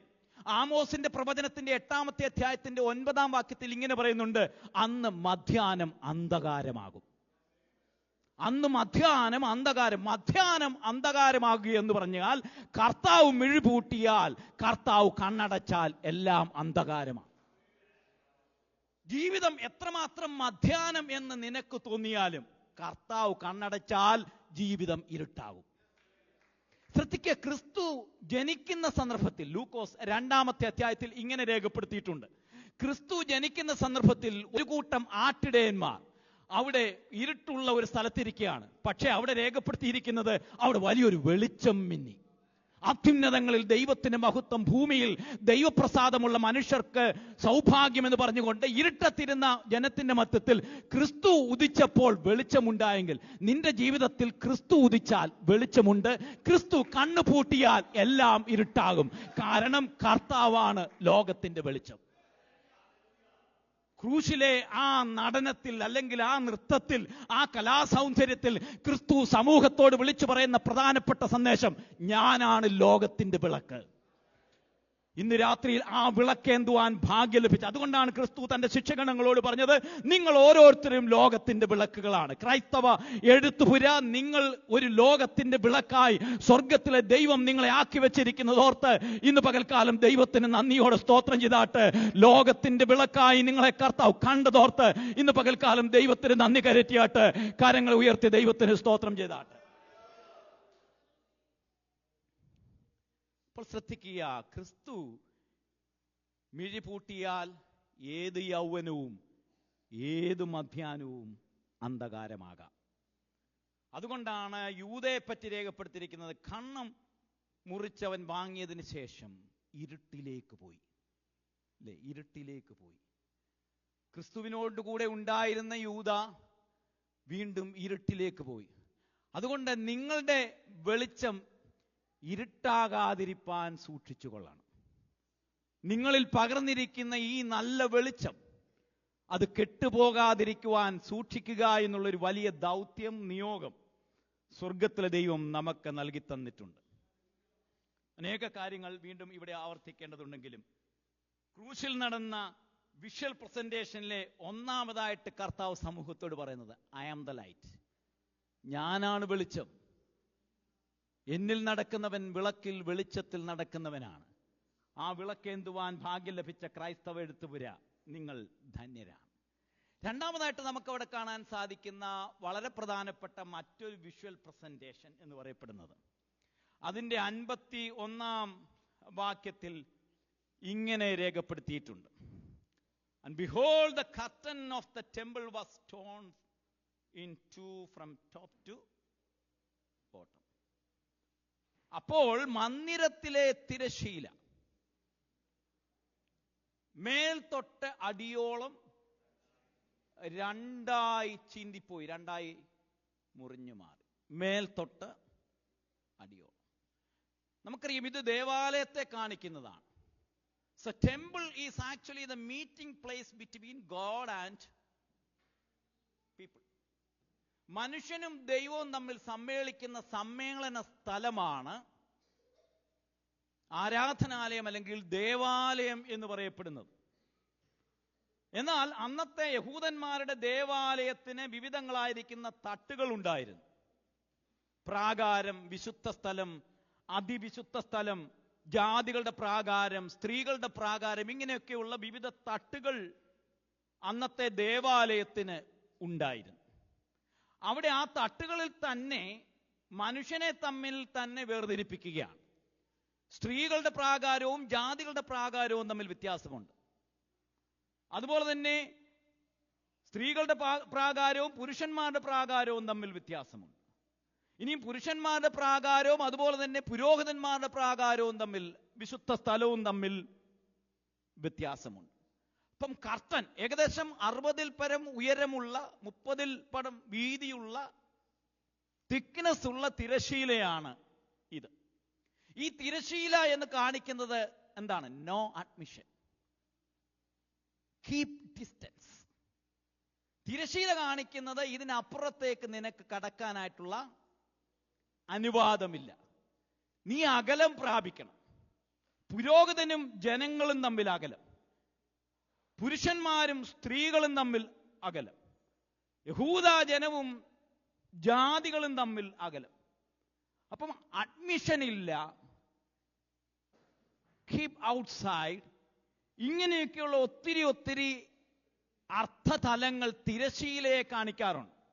No fellowship, no communion, no communication, ഇതെല്ലാം തിരശീലയെ കാണിക്കുകയാണ്. എന്നാൽ അവിടെ ഈ തിരശീല ദൈവം തന്നെ മുകളിൽ നിന്ന് താഴേക്ക് കീറുകയാണ്. അതുവരെ ഉണ്ടായിരുന്ന, അല്ലെങ്കിൽ ആ കാലഘട്ടം വരെ ഉണ്ടായിരുന്ന, ആ സമൂഹത്തിൽ അതുവരെ ഉണ്ടായിരുന്ന ആ അഡ്മിഷൻ ഇല്ലായിരുന്ന, ഡിസ്റ്റൻസ് കീപ്പ് ചെയ്തിരുന്ന തിരശീലയെ സ്വർഗത്തിലെ ദൈവം മുകളിൽ നിന്ന് താഴേക്ക് കീറിക്കൊണ്ട് പറയുകയാണ്, ആരാധന എല്ലാ പ്രിയപ്പെട്ടവർക്കും വേണ്ടി യൂണിവേഴ്സലാക്കി. യേശു തന്റെ ദേഹം എന്ന തിരശീല നമുക്ക് വേണ്ടി ചീന്തിക്കൊണ്ട്, അത് യഹൂദനെന്നും യവനനെന്നുമില്ല, ആണും പെണ്ണും എന്നുമില്ല, എല്ലാവരും ക്രിസ്തുവിൽ ഒന്നത്രേ എന്ന് തെളിയിക്കത്തക്ക രീതിയിൽ നിനക്കും ദൈവത്തിന്റെ സന്നിധിയിലേക്ക് കരുണ ലഭിപ്പാനും കൃപ പ്രാപിപ്പാനും ഏത് സമയത്തും ധൈര്യത്തോടെ വരുവാൻ അനുവാദവും അവകാശവും, അത് ഏത് സ്ഥലത്ത് നിന്ന്, ഏതെങ്കിലും ഒരു പ്രത്യേക സ്ഥലത്തോ പ്രത്യേക സാഹചര്യത്തിലോ പ്രത്യേക ആചാരങ്ങളിലോ അനുഷ്ഠാനങ്ങളിലോ മാത്രമല്ല, കരുണ ലഭിപ്പാൻ ഏത് സമയത്തും കൃപാസനത്തിങ്കിലേക്ക് വരത്തക്ക രീതിയിൽ ദൈവം തന്നെ മുകളിൽ നിന്ന് അത് താഴേക്ക് വലിച്ചു കീറിക്കൊണ്ട് നിനക്ക് എന്റെ അടുത്തേക്ക് വരാം എന്ന് പറഞ്ഞ ഏക മധ്യസ്ഥൻ. അതാണ് ക്രിസ്തുവിന്റെ കലാസൗന്ദര്യത്തിന്റെ രണ്ടാമത്തെ തലം എന്ന് പറയപ്പെടുന്നത്. ക്രിസ്തുനാഥൻ ക്രൂശിൽ നമുക്ക് വേണ്ടി തന്റെ ദേഹം, തിരശീല, ദേഹമെന്ന തിരശീല കീറിയിട്ട് പിതാവിന്റെ സന്നിധിയിലേക്കുള്ള പ്രവേശനത്തിന്റെ വാതായനം നമുക്ക് വേണ്ടി തുറന്നു തന്ന് നമ്മെ അനുഗ്രഹിച്ച ദൈവത്തിന്റെ കരങ്ങളിൽ ഇന്ന് പകൽക്കാലം പല വിഭാഗങ്ങളിൽപ്പെട്ട പ്രിയപ്പെട്ടവരായ നമ്മെ സ്വർഗത്തിലെ ദൈവം തെരഞ്ഞെടുത്ത ആ ദൈവസ്നേഹത്തിന്റെ ആഴം. അതുകൊണ്ടാണ് നമ്മൾ വിശ്വസിക്കുന്ന ഈ സമൂഹത്തിന് വ്യത്യസ്ത മതവിഭാഗങ്ങളിൽപ്പെട്ടവരും വ്യത്യസ്ത പാർട്ടിയിൽപ്പെട്ടവരും വ്യത്യസ്ത സംസ്കാരത്തിൽപ്പെട്ട പ്രിയപ്പെട്ടവർക്കും ഒരുമിച്ച് എത്തിച്ചേരാൻ കഴിയുന്ന ഏക സന്നിധി എന്ന് പറയപ്പെടുന്നത് ക്രിസ്തുവിന്റെ സന്നിധിയാണ്. യൗവനക്കാർ, എന്റെ പ്രിയപ്പെട്ടവർ, ഓരോ വിഭാഗത്തിനും ഓരോ ഗ്രൂപ്പുണ്ട്. പക്ഷേ ക്രിസ്തുവിന്റെ സന്നിധിയിൽ എല്ലാവരും ഒന്നാണ്. തിരശീല ചീന്തി നമുക്ക് വേണ്ടി തുറക്കപ്പെട്ട ആ ഒരു സ്വർഗമുണ്ട്. വിശ്വസിക്കുന്ന ദൈവമക്കൾക്കായിട്ട് ദൈവത്തിന് സ്തോത്രം ചെയ്യുന്നു.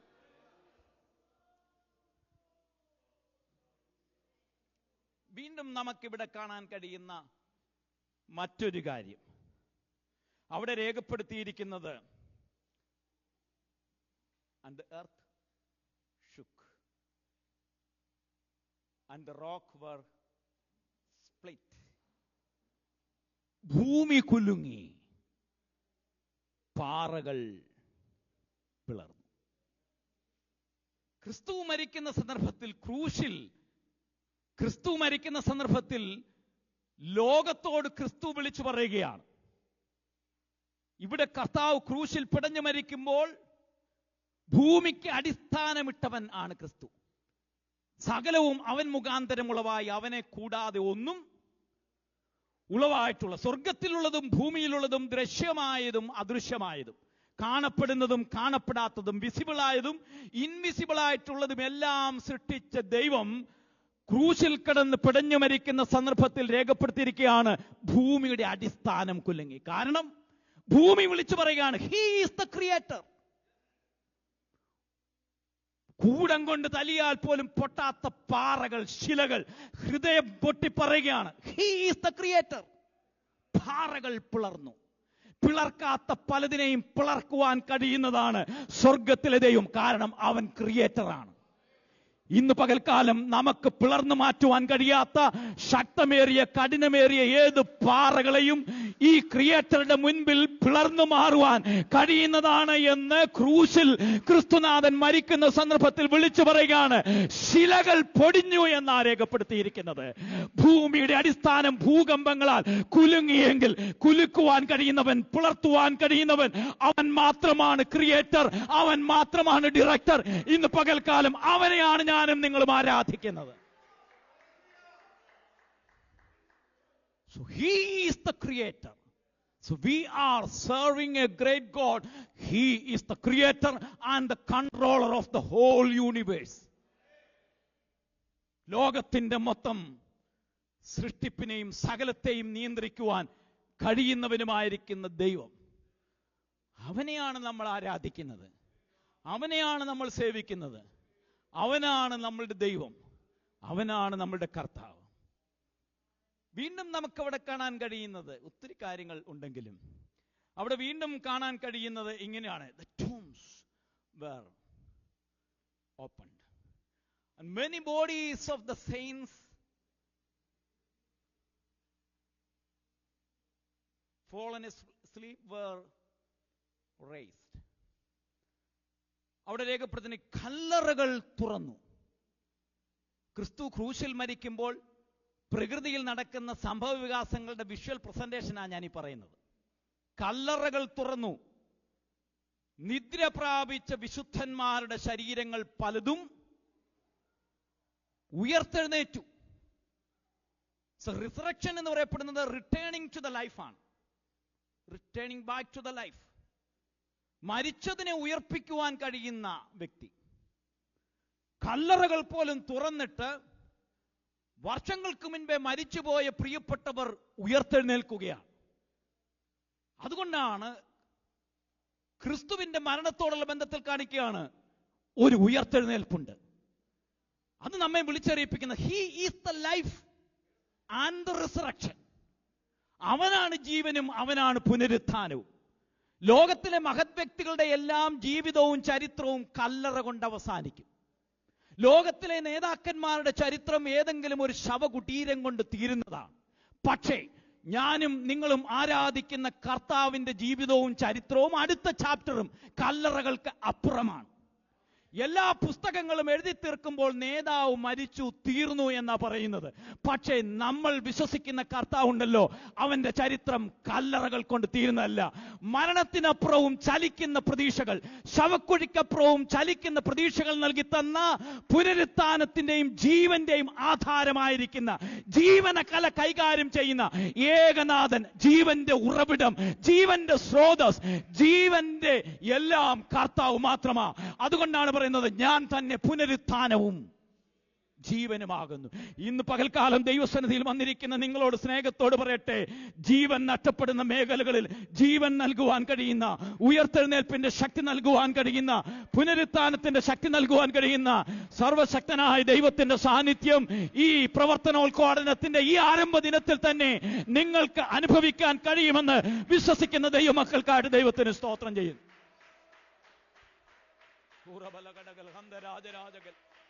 Hallelujah, hallelujah, hallelujah, hallelujah, hallelujah, hallelujah, hallelujah, hallelujah.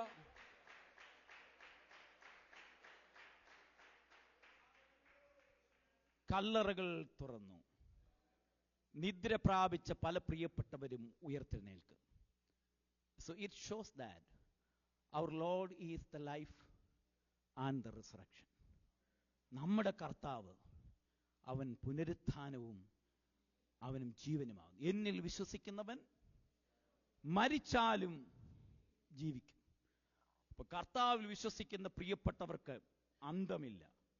അവർ മരിക്കുന്നില്ല, അവർ കർത്താവിനോട് കൂടെ വസിക്കുന്നു. അതാണ് ക്രൂശിൽ കർത്താവ് നമ്മെ തെളിയിച്ച് കാണിക്കുന്നത്. യോഹന്നാന്റെ സുവിശേഷം 19-ാമത്തെ അധ്യായം പഠിക്കുന്ന സന്ദർഭത്തിൽ അവിടെയും ഒത്തിരി വിഷ്വൽ പ്രസന്റേഷൻസ് ക്രിസ്തുവിന്റെ ക്രൂശുമരണത്തോടുള്ള ബന്ധത്തിൽ കാണുന്നുണ്ട്. അതിൽ ഏറ്റവും വളരെ പ്രധാനപ്പെട്ട ഒരു വിഷ്വൽ ആണ് കാൽവറിയിൽ ഉയർന്നു നിൽക്കുന്ന 3 കുരിശുകൾ. കാൽവറിയിൽ 3 കുരിശുകൾ ഉയർന്നു നിൽപ്പുണ്ട്. പോകുന്ന പ്രിയപ്പെട്ടവർക്കെല്ലാം കാണത്തക്ക രീതിയിൽ ഉയർന്നു നിൽക്കുന്ന 3 കുരിശുകൾ. അതിൽ മധ്യഭാഗത്ത് ക്രിസ്തുവിന്റെ കുരിശാണ്. 2 ഭാഗത്ത് 2 കള്ളന്മാരുടെ കുരിശാണ്. The cross of rebellion, cross of repentance, cross of reconciliation, ഇങ്ങനെയുള്ള 3 കുരിശുകൾ കാൽവറിയിൽ ഉയർന്നു നിൽക്കുകയാണ്.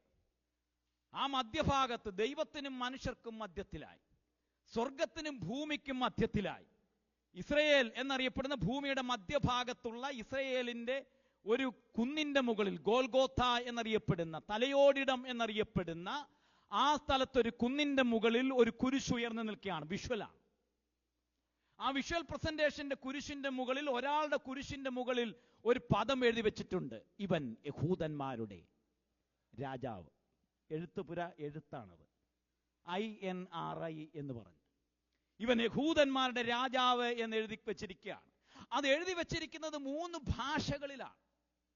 ആ ഭാഷ എന്ന് പറയപ്പെടുന്നത് ഗ്രീക്കിലും അതുപോലെ തന്നെ റോമൻ, അതുപോലെ തന്നെ ഹീബ്രു, യഹൂദ ഭാഷകളിലുമാണ് രേഖപ്പെടുത്തിയിരിക്കുന്നത്. അത് എഴുതി വച്ചിരിക്കുന്ന അന്നത്തെ ജഡ്ജിയായിരിക്കുന്ന ചീഫ് ജസ്റ്റിസ് യഹൂദന്മാരുടെ ആവശ്യപ്രകാരം എഴുതി വച്ചിരിക്കുന്നതാണ്: ഇവൻ യഹൂദന്മാരുടെ രാജാവ്. അത് എഴുതി വെച്ച് കഴിഞ്ഞപ്പോൾ ഇച്ചിരി പ്രശ്നമുണ്ടാകും എന്ന് യഹൂദന്മാർക്ക് മനസ്സിലായപ്പോൾ യഹൂദന്മാർ പറഞ്ഞു അത് മാറ്റി എഴുതണം എന്ന് പറഞ്ഞു. നിങ്ങൾ 19-ാം അധ്യായം വായിക്കുമ്പോൾ അത് മനസ്സിലാവും. പിലാത്തോസ് ഇങ്ങനെ പറഞ്ഞു: ഞാൻ എഴുതിയത് എഴുതി. യഹൂദന്മാരുടെ രാജാവ് എന്ന് എഴുതി വെച്ചത് അത് മാറ്റണം എന്ന് യഹൂദന്മാർ പറഞ്ഞപ്പോൾ പിലാത്തോസ് പറയുകയാണ്: ഞാൻ എഴുതിയത് എഴുതി എന്ന് ഉത്തരം പറഞ്ഞു. I have written. What I have written, I have written. ഞാൻ എഴുതിയത് സമൂഹത്തോട്, അന്നും ഇന്നും ഉള്ള ലോക സമൂഹത്തോട് വിളിച്ചറിയിക്കുന്ന ഒരു പ്രധാനപ്പെട്ട വിഷ്വലായിട്ടുള്ള റിട്ടൺ ഡോക്യുമെന്റ് ആണ് ക്രൂശിൽ കർത്താവിന്റെ കുരിശിന്റെ മുകളിലായിട്ട് കാണിക്കുന്നത്. അവൻ യഹൂദന്മാരുടെ രാജാവ് എന്നുള്ളത്. മറ്റു പല പ്രിയപ്പെട്ടവരും മാറ്റി എഴുതാൻ ശ്രമിച്ചു. ശ്രദ്ധിക്കുക, നിന്നെ നിന്ദിക്കുവാൻ വേണ്ടി എഴുതി വെച്ചതാണെങ്കിലും അത് പ്രയോജനമായി തീരും. നിന്നെ തകർക്കാൻ വേണ്ടി എഴുതി വെച്ച പലതിനെയും വളഞ്ഞ രേഖകളെ നേരെയാക്കുന്നവനാ ദൈവം. ഇവർ കർത്താവിനെ നിന്ദിക്കാൻ വേണ്ടി എഴുതി വെച്ച സാധനമായത്. കർത്താവിനെ സമൂഹത്തിന്റെ മുൻപിൽ അപമാനിക്കാൻ വേണ്ടി എഴുതി വെച്ച സാധനമാണ്. പക്ഷേ അവരുടെ വളഞ്ഞ ബുദ്ധിയെ സമൂഹത്തിന്റെ മൊത്തത്തിൽ അത് നന്മയാക്കി ദൈവം മാറ്റി. പിലാത്തോസ് പറയാ: ഞാൻ എഴുതിയത് എഴുതി, ഇനി മാറ്റത്തില്ല. 3 ഭാഷകളിലാണ്. It was written in 3 languages. Greek എന്ന് പറയപ്പെടുന്ന ലാംഗ്വേജ് അത് കൾച്ചറിന്റെ ലാംഗ്വേജാ, ലിറ്ററേച്ചറിന്റെ ലാംഗ്വേജാ, അല്ലെങ്കിൽ ജ്ഞാനത്തിന്റെ ലാംഗ്വേജ്. അരിസ്റ്റോട്ടിൽ, പ്ലേറ്റോ ഒക്കെ നിങ്ങൾക്കറിയാം, ജ്ഞാനത്തിന്റെ ലാംഗ്വേജാണ്, അഥവാ ആർട്ടിന്റെ ലാംഗ്വേജാണ്, സംസ്കാരത്തിന്റെ ലാംഗ്വേജാണ് ഗ്രീക്ക് ലാംഗ്വേജ്. ശ്രദ്ധിക്കുക, ലോകത്തിൽ ഇത്രമാത്രം സംസ്കാരത്തെയും കലയെയും സാഹിത്യത്തെയും സാമൂഹിക പ്രവർത്തനങ്ങളെയും സ്വാധീനിച്ച ഏതെങ്കിലും ഒരു രാജാവുണ്ടെങ്കിൽ, ഏതെങ്കിലും ഒരു വ്യക്തി ഉണ്ടെങ്കിൽ, അത് ഞാനും നിങ്ങളും വിശ്വസിക്കുന്ന കർത്താവായ യേശുക്രിസ്തു മാത്രമാണ്. ലോകചരിത്രത്തിന്റെ ഉടനീളം നിങ്ങൾ പരിശോധിച്ചു കഴിഞ്ഞാൽ അത് കലാമേഖലകളിലാണെങ്കിലും സാമൂഹിക പ്രവർത്തനങ്ങളിലാണെങ്കിലും സാംസ്കാരിക മേഖലകളിലാണെങ്കിലും ഇത്രമാത്രം സമൂഹത്തെ ശക്തമായി സ്വാധീനിച്ച ക്രൂശിൽ കിടന്ന ക്രിസ്തു അല്ലാതെ ഏതെങ്കിലും ഒരു രാജാവുണ്ടോ? പിലാത്തോസ് പറയാ: ഞാൻ എഴുതിയത് എഴുതി. ഇന്ന് രാവിലെ ദൈവസന്നിധിയിൽ വന്നിരിക്കുന്ന നിങ്ങൾ സേവിക്കുന്ന കർത്താവ്, അവൻ രാജാവാ. എല്ലാ കലകളുടെയും, എല്ലാ സംസ്കാരത്തിന്റെയും, എല്ലാ സാഹിത്യത്തിന്റെയും ഇത്രയും അധികം സംഭാവനകൾ, എത്ര ഹോസ്പിറ്റലുകൾ, എത്ര ലിറ്ററേച്ചറുകൾ. അവനൊരു പുസ്തകം എഴുതിയിട്ടില്ല, പക്ഷേ ലോകത്തിൽ ഏറ്റവും കൂടുതൽ പുസ്തകങ്ങൾ അവനെ പറ്റിയാണ്. അവനൊരു പാട്ടും പാടിയിട്ടില്ല, പക്ഷേ ഏറ്റവും കൂടുതൽ പാടുന്നത് കർത്താവിനെ പറ്റിയാണ്. അവൻ ഒരു തീസീസും ചെയ്തിട്ടില്ല, പക്ഷെ ലോകത്തിൽ ഏറ്റവും കൂടുതൽ തീസീസുകൾ യേശുവിനെ പറ്റിയ. കാരണം അവൻ രാജാവാ. ക്രൈസ്തവ എഴുത്തുപുര, നിങ്ങൾ ഫോളോ ചെയ്യുന്നത് ഒരു രാജാവിനെയാണ്. അതുകൊണ്ടാണ് ഗ്രീക്ക് സാഹിത്യം പറയുകയാണ് അവൻ രാജാവാ. 3 ഭാഷകൾ, അല്ലെങ്കിൽ ഏതെങ്കിലും ഒരു ഭാഷയിൽ എഴുതി വെച്ചാൽ മതിയായിരുന്നു. വീണ്ടും പറയപ്പെടുന്നത് Roman language. Roman Latin language എന്ന് പറയപ്പെടുന്നത് പൊളിറ്റിക്സിന്റെ ലാംഗ്വേജാ, അല്ലെങ്കിൽ അഡ്മിനിസ്ട്രേഷന്റെ ലാംഗ്വേജാ. പൊളിറ്റിക്സിന്റെയും ലോയുടെയും ഒക്കെ ലാംഗ്വേജ് ആണ് ലാറ്റിൻ ലാംഗ്വേജ് എന്ന് പറയപ്പെടുന്നത്. ലോകത്തിൽ ഇത്രമാത്രം അണികളുള്ള ഏതെങ്കിലും ഒരു നേതാവുണ്ടോ? ലോകത്തിൽ ഇത്രമാത്രം ആരാധിക്കുന്ന ആളുകൾ ഈ നേതാവിനല്ലാതെ ഏതെങ്കിലും ഒരു ലീഡറിനുണ്ടോ? താൻ ഒന്നും ചെയ്തിട്ടില്ല. 120 മൈലിൽ കൂടുതൽ സഞ്ചരിക്കാതെ, അല്ലെങ്കിൽ 3.5 വർഷം മാത്രമേ പ്രസംഗിച്ചിട്ടുള്ളൂ. സാധാരണ ഒരു കുഗ്രാമത്തിലാണ് താൻ ജനിച്ചു വളർത്തപ്പെട്ടത്. അതുപോലെ തന്നെ ആശാരിപ്പണി ചെയ്യുന്ന ഒരു കുടുംബത്തിലെ ആണ് താൻ ജനിച്ചു വളർത്തപ്പെട്ടത്. പക്ഷേ ലോകത്തിൽ ഇത്രമാത്രം ആളുകൾ അണിനിരക്കുന്ന ഏതെങ്കിലും ഒരു ലീഡർ ഉണ്ടോ? പൊളിറ്റിക്സിനോട്, ലോയോട്, സമൂഹത്തോട് കർത്താവ് വിളിച്ചു പറയുകയാണ്, പിലാത്തോസ് എഴുതി വെച്ച് പറയുകയാണ്, അവൻ രാജാവാ.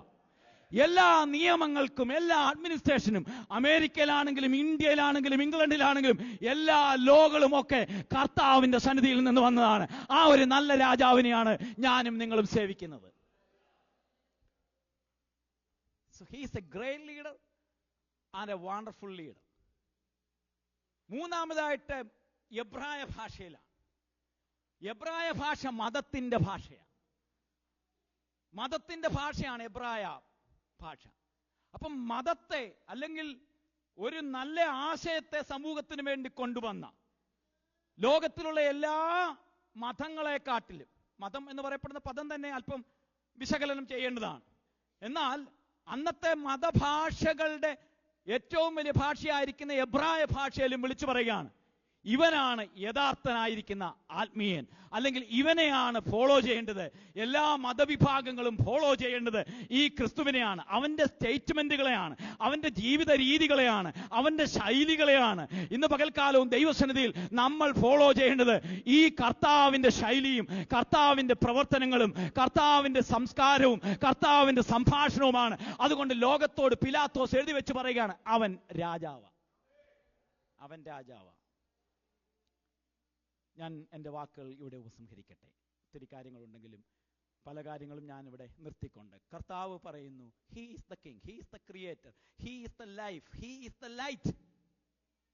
അതെല്ലാമാണ് ഈ വിഷ്വൽ പ്രസന്റേഷനിലൂടെ പറയുന്നത്. He is the light, he is the creator, he is the hope, he is the creator.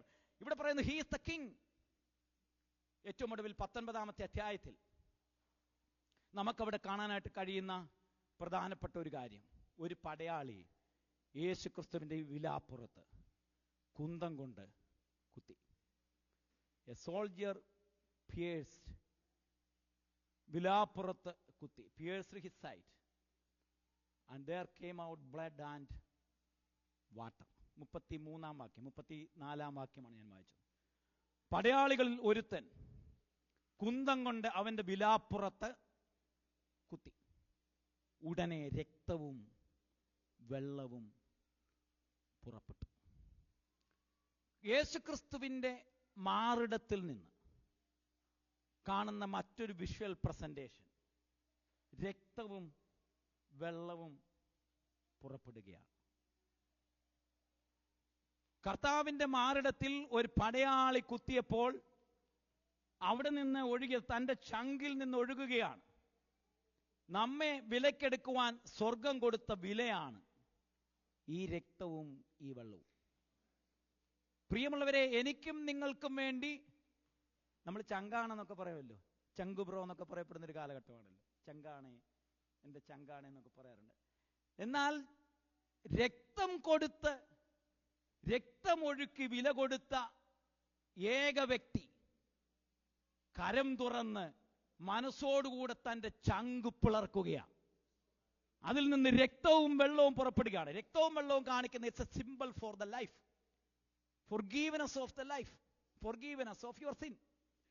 നിങ്ങളുടെ പാപത്തിന്റെ പരിഹാരമാണ് രക്തം ഒഴുകുക എന്ന് പറയപ്പെടുന്നത്. പഴയ നിയമത്തിലും പുതിയ നിയമത്തിലും എല്ലാം നമുക്ക് കാണാം. ലോകത്തിന്റെ പാപത്തെ ചുമക്കുന്ന ദൈവത്തിന്റെ കുഞ്ഞാട്, അവന്റെ പുത്രനായ യേശുക്രിസ്തുവിന്റെ രക്തം സകല പാപവും പോക്കി നമ്മെ ശുദ്ധീകരിക്കുന്നു. അവൻ ക്രൂശിൽ ചൊരിഞ്ഞ രക്തം മുഖാന്തരം നമുക്ക് വിമോചനമുണ്ടായ അതിക്രമങ്ങളൊക്കെയും നമ്മളോട് മോചിച്ച് ചട്ടങ്ങളാൽ നമുക്ക് വിപരീതമായിരുന്ന കയ്യെടുത്ത് ക്രൂശിൽ തൻ്റെ രക്തത്താൽ കർത്താവ് കഴുകി മാറ്റി എന്നൊക്കെയുള്ള എത്രയെത്രയോ വാക്യങ്ങൾ. രക്തം നമ്മുടെ പാപത്തെ കഴുകുന്നതാണ്. ലോകത്തിന്റെ പാപത്തെ കഴുകുവാൻ കഴിയുന്ന ഏതെങ്കിലും ഒരു Xavier, so he is the Xavier. ലോകത്തിന്റെ പാപത്തെ മൊത്തം കഴുകുവാൻ, നിങ്ങളുടെ പാപം രക്താംബരം പോലെ കടുംചുവപ്പായിരുന്നാലും അത് ഹിമം പോലെ വെളുപ്പിക്കാമെന്നും നിങ്ങളെ വീണ്ടും കൊള്ളാകുന്നവനാക്കി തീർക്കാം എന്നും പറഞ്ഞ ഏക വ്യക്തി ക്രിസ്തുവാണ്. അവന്റെ ചങ്ക് പിളരുകയാണ്, ചങ്ക് തുറക്കുകയാണ്, ചങ്കിൽ നിന്ന് രക്തം ഒഴുകുകയാണ്. കാരണം നിന്റെ ശുദ്ധീകരണത്തിന് വേണ്ടി, നിന്റെ രൂപാന്തരത്തിന് വേണ്ടി, നിന്നെ മുഴുവനായി കഴുകാൻ വേണ്ടി കർത്താവ് തന്റെ ചങ്ക് പിളർന്നു, മാറിടം പിളർന്നു. പ്രിയമുള്ളവരെ, നമുക്ക് വേണ്ടി മാറിടം പിളർന്ന ഏതെങ്കിലും ഒരു വ്യക്തിയുണ്ടോ? ഏതെങ്കിലും ഒരു രക്ഷകനുണ്ടോ? ലോക ചരിത്രത്തിൽ അങ്ങനെ കാണപ്പെടുന്ന ഏതെങ്കിലും ഒരു വ്യക്തിയുണ്ടോ? ചങ്ക് തുറന്ന് രക്തം നൽകി നമ്മെ വിലയ്ക്ക് വാങ്ങിയവൻ, രക്തം കൊടുത്ത് വിലയ്ക്ക് വാങ്ങിയ കർത്താവ്. അപ്പൊ ഈ രക്തവും വെള്ളവും സിമ്പലാണ്, വിഷ്വലാണ്. വെള്ളം അതിൽ എപ്പോഴും ജീവൻ നൽകുന്നതാണ്, അല്ലേ? വെള്ളത്തിന്റെ ഒരു പ്രധാനപ്പെട്ട പ്രയോജനം എന്ന് പറയപ്പെടുന്നത് ജീവൻ നൽകാണ്. സോ ലൈഫ് സസ്റ്റൈനിങ് ആണ്, ലൈഫ് ഗിവിംഗ് ആണ് വെള്ളം എന്ന് പറയപ്പെടുന്നത്. ഇപ്പൊ ക്രിസ്തുവിന്റെ മാറിടത്തിൽ നിന്ന്, മാറിടം എന്താ? മാറിടം എന്ന് പറയപ്പെടുന്നത് ക്രിസ്തുവിന്റെ ശരീരം എന്താ? സഭയാ, അല്ലേ? ക്രിസ്തുവിന്റെ ശരീരം സഭയാണ്. സഭയ്ക്ക് എന്തുണ്ട്? രക്തവും വെള്ളവുമുണ്ട്. സഭയ്ക്ക് രക്തവും വെള്ളമുണ്ട്. പാപത്തിന്റെ കറകളെ കഴുകിക്കളയുന്ന രക്തവും, അതുപോലെ തന്നെ നിനക്ക് എപ്പോഴും സസ്റ്റൈനിങ് ആയി നിൽക്കുവാനായിട്ടുള്ള ലൈഫ് നൽകുന്ന വെള്ളവും സഭയ്ക്കുണ്ട്. വെള്ളത്തെ നമുക്ക് പഴയ നിയമത്തിന്റെ ആരംഭം മുതൽ നമുക്ക് കാണാൻ സാധിക്കുന്നുണ്ട്. വെളിപ്പാട് തീരുന്നിടം വരെ വെള്ളത്തിന്റെ ഒരു ഒഴുക്ക കാണുന്നു. ഏദനിൽ നിന്നൊരു നദി പുറപ്പെട്ടു എന്ന് പറയപ്പെടുന്ന ഉൽപ്പത്തി പുസ്തകത്തിന്റെ ആരംഭം മുതൽ പാറകളെ പിളർന്ന് ജനത്തിന് കുടിപ്പാൻ കൊടുക്കുന്ന പുറപ്പാട് പുസ്തകത്തിലെ വെള്ളം മുതൽ ഇങ്ങോട്ട് വരുന്ന സന്ദർഭത്തിൽ മത്തായിലും മർക്കോസിലും ലൂക്കോസിലും യോഹന്നാനിലുമുള്ള ആദ്യം തന്നെ പച്ചവെള്ളത്തെ വീഞ്ഞാക്കിക്കൊണ്ട് അവർക്ക് മധുരം നൽകി അവരെ അനുഗ്രഹിക്കുന്ന വെളിപ്പാട് പുസ്തകത്തിന്റെ അവസാന അധ്യായങ്ങളിലേക്ക് വരുന്ന സന്ദർഭത്തിൽ ജീവജലത്തിന്റെ നദി, പളുങ്ക് നദി ഒഴുകി എല്ലാ പ്രിയപ്പെട്ടവർക്കും ഓരോ മാസവും പുതിയ ഫലം നൽകത്തക്ക രീതിയിൽ അവർക്ക് വേണ്ടി ഒഴുകുന്ന വെള്ളത്തിന്റെ ഒരു ഒഴുക്കാണ് നമുക്ക് ഉൽപ്പത്തി പുസ്തകം മുതൽ വെളിപ്പാട് പുസ്തകം വരെ കാണാനായിട്ട് കഴിയുന്നത്. അപ്പൊ സഭയ്ക്ക് എന്തുണ്ട്? ക്രൈസ്തവ എഴുത്തുപുര നിങ്ങൾ കാണുന്ന ക്രിസ്തുനാഥന്റെ മാറിടത്തിൽ നിന്നും ഒഴുകപ്പെടുന്ന രക്തവും വെള്ളവും അത് ലൈഫ് നൽകുന്നതാണ് സമൂഹത്തിന്. അത് ജീവൻ നൽകുന്നതാണ്. അത് ജീവന്റെ ഉറവിടമാണ്. അതിനും പേറിക്കൊണ്ട് നടക്കുന്ന ഒരു സമൂഹമാണ് നമ്മൾ ഓരോരുത്തരും. അതുകൊണ്ടാണല്ലോ കർത്താവ് തന്നെ പറയുന്നത്, ഉത്സവത്തിന്റെ മഹാദിനമായ ഒടുക്കത്തെ നാളിൽ നിന്നുകൊണ്ട് യേശു പറഞ്ഞു, ദാഹിക്കുന്നവൻ എല്ലാം എന്റെ അടുക്കൽ വരട്ടെ. ഇച്ഛിക്കുന്നവന്റെ ഉള്ളിൽ നിന്ന് തിരുവെടുത്തു പറയുന്നത് പോലെ ജീവജലത്തിന്റെ നദികൾ ഒഴുകും. അപ്പൊ നമ്മുടെ ഉള്ളിൽ നിന്ന് എന്തൊഴുകും? സഭയുടെ ഉള്ളിൽ നിന്ന്, എന്നിൽ നിന്ന്, നിങ്ങളിൽ നിന്ന് ഒഴുകുന്നത് ജീവജലത്തിന്റെ നദികളാണ്. വിശ്വസിക്കുന്നവന്റെ ഉള്ളിൽ നിന്ന് കാൽവറിയിൽ ഒഴുകപ്പെട്ട ആ വെള്ളം വിശ്വസിക്കുന്നവന്റെ ഉള്ളിൽ നിന്ന് ജീവജലത്തിന്റെ നദിയായി ഒഴുകുകയാണ്. അപ്പൊ നിങ്ങൾ ആരാ? നിങ്ങൾ ഒരു നദിയാണ്. നിങ്ങൾ ഒരു നദിയാണ്. വിശ്വസിക്കുന്നവന്റെ ഉള്ളിൽ ജീവജലത്തിന്റെ നദിയുണ്ട്. എൻ്റെ വാക്കുകൾ ഇവിടെ ഉപസംഹരിക്കുമ്പോൾ ചില ചോദ്യങ്ങളോടുകൂടെ ഞാൻ ഇവിടെ എൻ്റെ വാക്കുകൾ നിർത്തുകയാണ്. ഇവിടെ ഞാൻ ചോദിക്കുന്നത്, നിങ്ങൾ ഒരു നദിയാണോ? ദൈവം ഒരു നദിയാണ്. ദൈവം ഒരു നദിയാണ്. അതുകൊണ്ടാണ് ഉമ്മരപ്പടിയിൽ നിന്നും ഒഴുകുന്ന ഒരു വെള്ളത്തെ പറ്റി നമുക്ക് എഹെസ്കേൽ പ്രവാചകന്റെ പുസ്തകം 47 കാണാം. ഉമ്മരപ്പടിയിൽ നിന്നും ഒഴുകി വരുന്നു ദൈവത്തിന്റെ നദിയിൽ എന്ന് പറഞ്ഞ സങ്കീർത്തനക്കാരൻ പറയുന്ന ദൈവം ഒരു നദിയാണ്.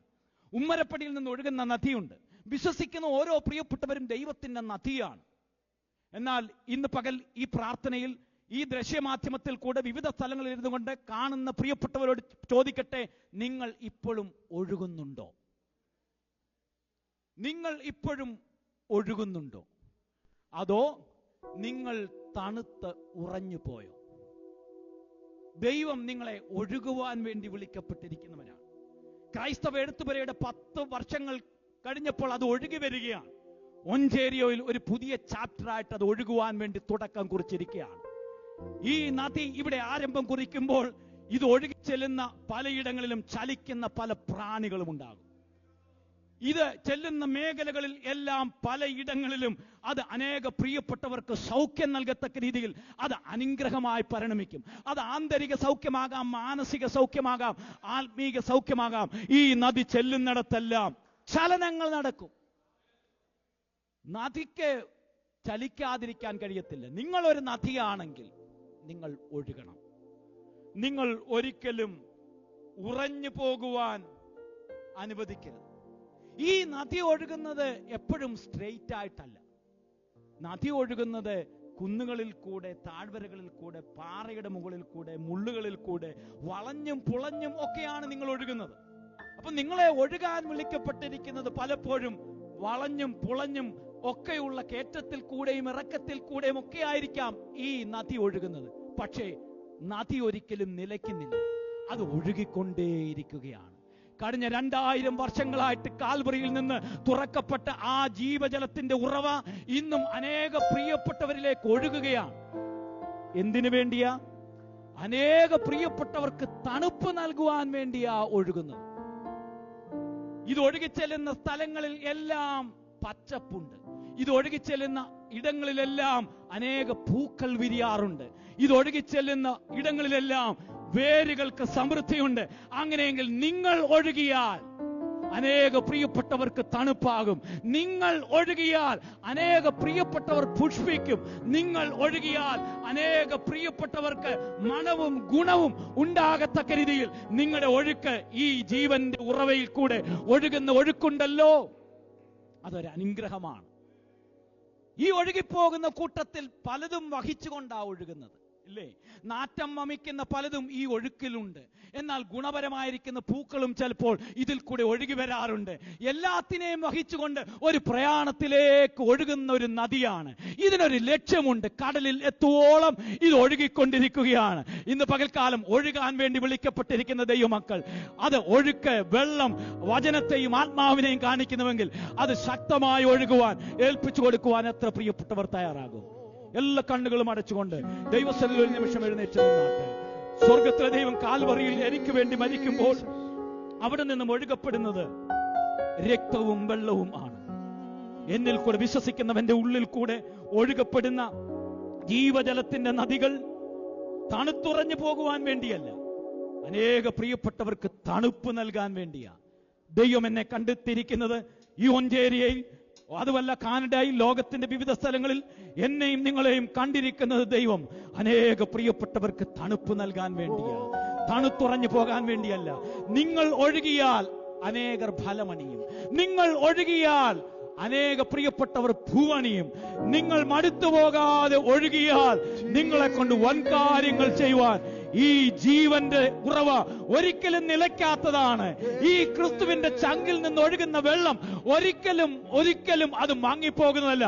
അത് ഒഴുകും, അത് ശക്തി പകരും, അത് നന്മ പകരും, അത് ഫലമണിയിക്കും, അത് പൂവണിയിക്കും. ഇന്ന് പകൽക്കാലം വിശ്വസിച്ചുകൊണ്ട് ദൈവകരങ്ങളിൽ സമർപ്പിച്ചുകൊണ്ട് കാര്യങ്ങൾ ഉയർത്തി അല്പനിമിഷങ്ങൾ ദൈവത്തിന് സ്തോത്രം ചെയ്താട്ടെ.